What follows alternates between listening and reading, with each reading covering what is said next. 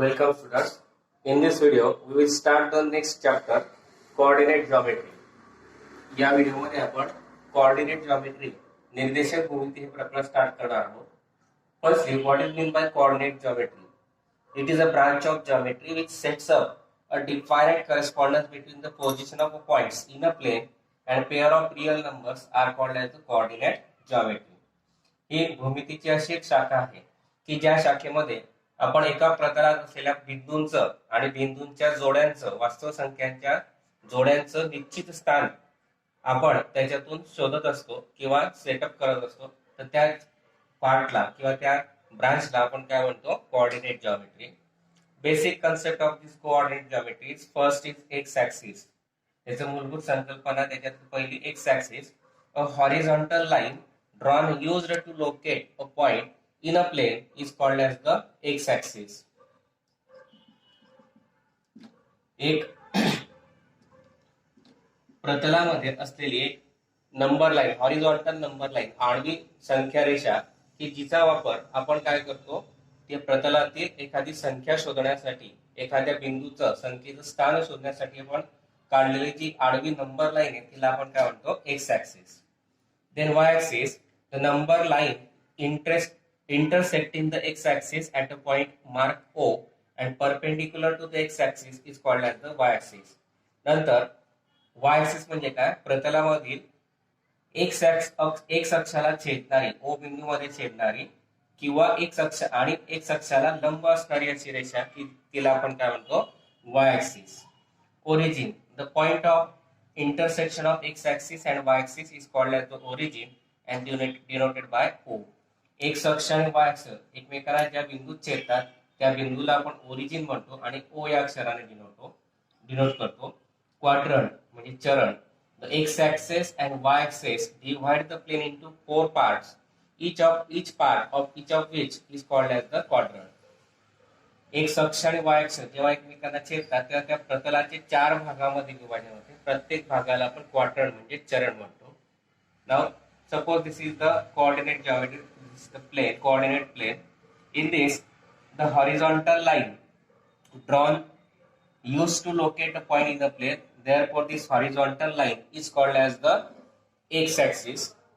Then y axis means the number line intersecting the x-axis and perpendicular to the x-axis at a point O. Then the line is called as vertical number line is called as the y-axis. Origin, the point of intersection of x-axis and y-axis is called as origin and denoted as O. Then quadrant, x-axis and y-axis divides this plane into 4 parts. Each part is called as the quadrant. That is the quadrant first, quadrant second, quadrant third, quadrant fourth.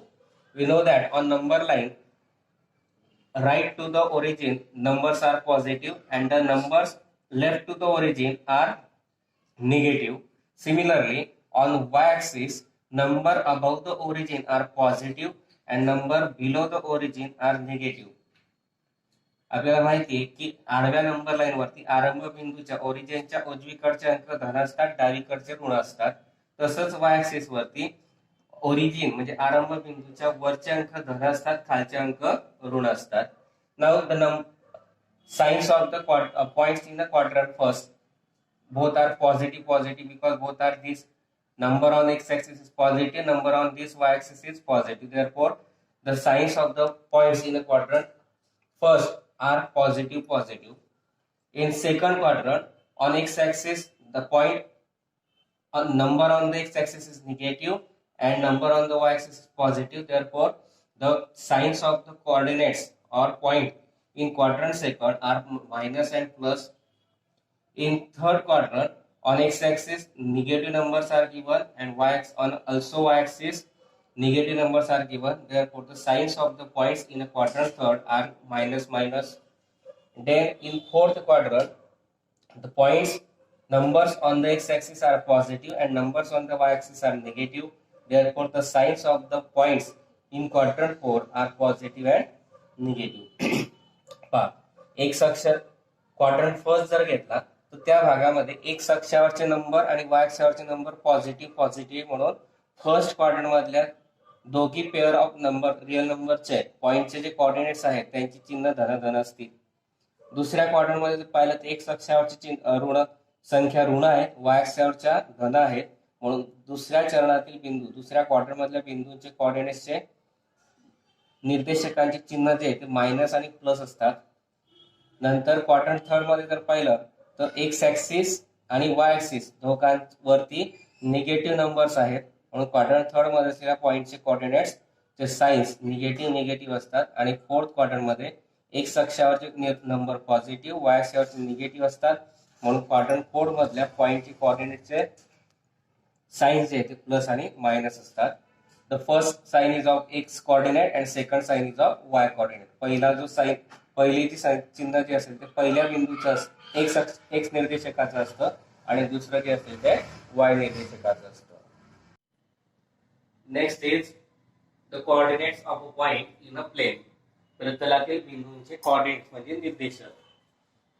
There are two coordinates of a point in a plane. कोणत्याही प्रतलात असलेल्या बिंदूंना दोन coordinates असतात, x coordinate and y coordinate. That is the unique number associated to a given point on x-axis is called as the x-coordinate of a point. The unique number associated to a given point on x-axis is called as the x-coordinate of a point. दिलेल्या प्रतलामध्ये x अक्षाशी निगडित असलेली जी संख्या असेल बिंदूची, त्या बिंदूच्या त्या संख्येला आपण काय म्हणतो, एक्स कोऑर्डिनेट.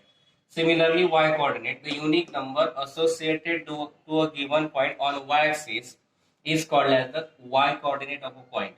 त्याचप्रमाणे y अक्षावरची असलेल्या कोणती असा नंबर की जो त्या दिलेल्या संख्येशी निगडित असेल, बिंदूशी निगडित असेल, तर त्या संख्येला आपण काय म्हणतो, y coordinate. For example, here if we take point A, the number associated to that point A is 2 on x-axis and 3 on y-axis. That is, the x coordinate of point A is 2 and y coordinate is 3, and therefore x coordinate of point A is 2 and y coordinate of point A is 3. Therefore the coordinates of point A are written as A2 3. समजा A2 हा बिंदू घेतला आपण प्रतलामध्ये. A या बिंदूशी x अक्षावरची 2 ही संख्या associate झाली आहे, निगडित झाली आहे.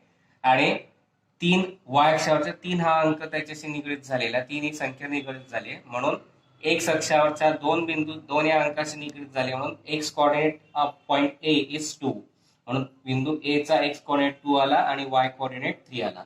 Similarly point B, for point B -1 is associated to the point B on x axis and 2 on the y axis, and therefore x coordinate of point A is -2, y coordinate of point B is 2. That is, the coordinates of point B are -1 and 2. x अक्षावरचा -1 ही संख्या बी बिंदूशी निगडित आहे आणि y अक्षाची 2 ही संख्या बी बिंदूशी निगडित आहे. म्हणून बी बिंदूचा x निर्देशकाला -1, y निर्देशकाला 2, म्हणून त्याचे कोऑर्डिनेट्स आले -1 2. त्याच पद्धतीने similarly coordinates of point C are -2 -2 and D are 3 -2. Then coordinates of a point on the x-axis. Y coordinate of every point on x-axis is 0. That is, the x coordinates of any point on the x-axis is in the form of x0. x अक्षावर असलेला कोणताही बिंदू असेल त्याचा y coordinate काय असतो, 0. Suppose point here, point E we take. Here it is on the x-axis, therefore its y coordinate is 0 and x coordinate is 3. And that is the coordinates of a point on the x-axis. x अक्षावरचा कोणत्याही बिंदूचा y coordinate 0 असतो, कारण तो x अक्षावर असतो आणि म्हणून x अक्षाशी निगडित असलेली संख्या म्हणजे x coordinate, y अंकावरती असलेली y अक्षावरशी निगडित कोणती 0. म्हणून every point on the x-axis is in the form of coordinate of that point is in the form of x0.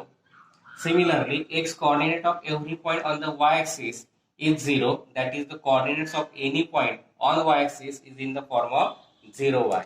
Suppose we take this point F. It is on the y-axis. Therefore, it is the 0. The number on x-axis 0 is associated with point F, and therefore -1 is 0. Sorry, -1 on the y-axis, and therefore coordinate of F is 0 -1. ए हा बिंदू घेतला Y अक्षावरती म्हणून त्याचा x coordinate 0 येईल आणि y coordinate दिलेला आहे -1.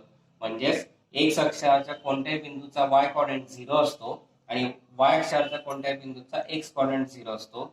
मग coordinates of any point on the x-axis is of the form x0.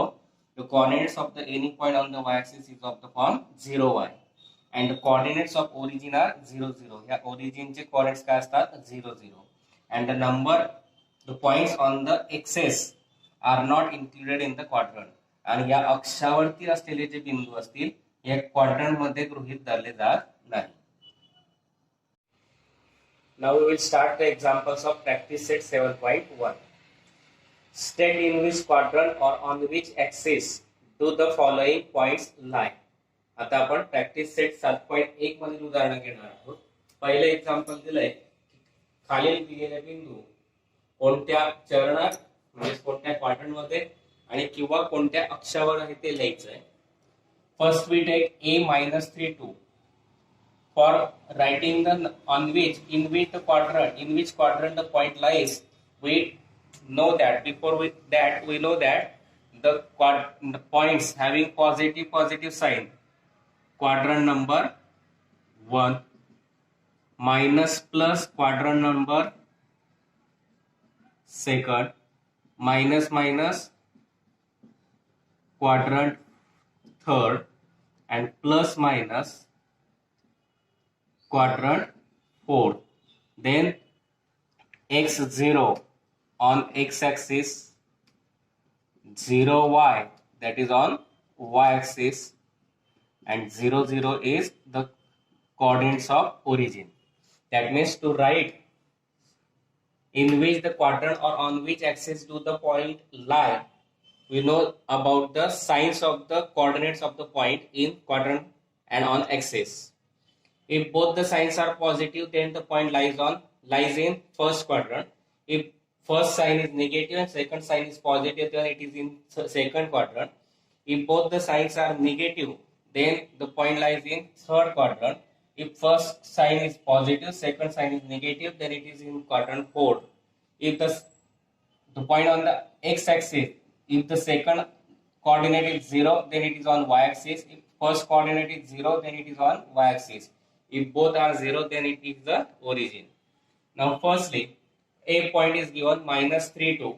-3 2, first sign is negative, second sign is positive. That means it is in quadrant 2nd.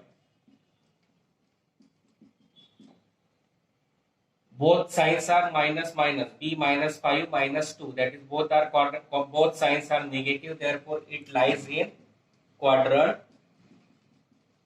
3rd. Then third, k 3.5 1.5, that both the signs are positive. Therefore, it is in quadrant first.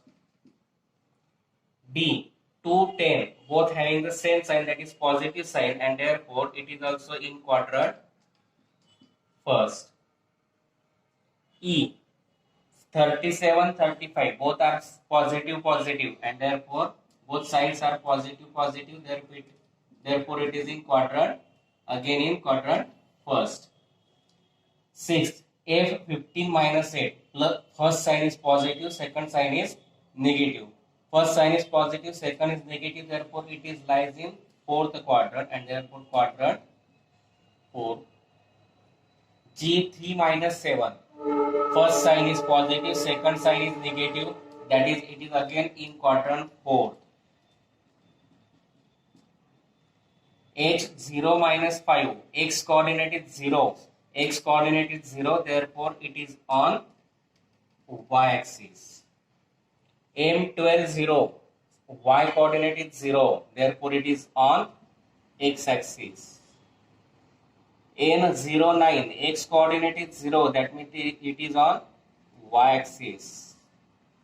P 0 2.5, first coordinate is 0, that is x coordinate is 0, therefore it is again on y-axis.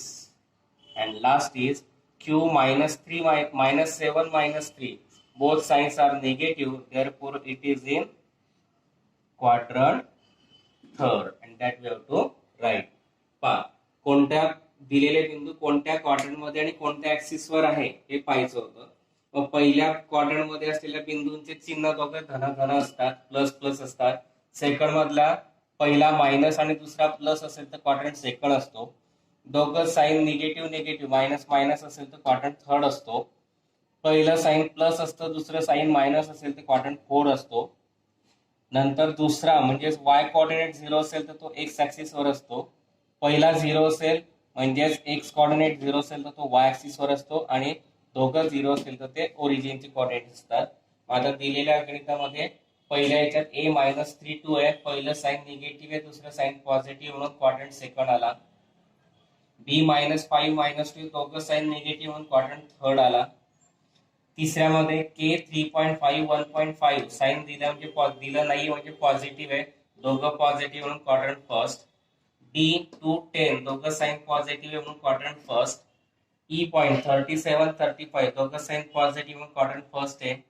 6 A 15-18 plus sine आणि minus sine आहे, plus minus आहे म्हणून quadrant fourth. त्याचप्रमाणे G3-7 आहे, first sine plus आहे, second sine minus आहे म्हणून quadrant fourth आहे. 8 H0-5 एक्स कोऑर्डिनेट 0 आहे म्हणून तो ऑन वाय ऍक्सिस आहे. M12 सेकंड पॉइंट 0 आहे म्हणजेच वाय कोऑर्डिनेट 0 म्हणून तो ऑन एक्स ऍक्सिस आला. 10 N09 एक्स कोऑर्डिनेट 0 म्हणून तो वाय ऍक्सिस वर आला, ऑन वाय ऍक्सिस. 11 P02.5 पहिला एक्स कोऑर्डिनेट 0 आहे म्हणून ऑन वाय ऍक्सिस आला. आणि 12 Q-7 -3 क्वाड्रंट थर्ड दोघं मायनस साईन आले म्हणून क्वाड्रंट थर्ड.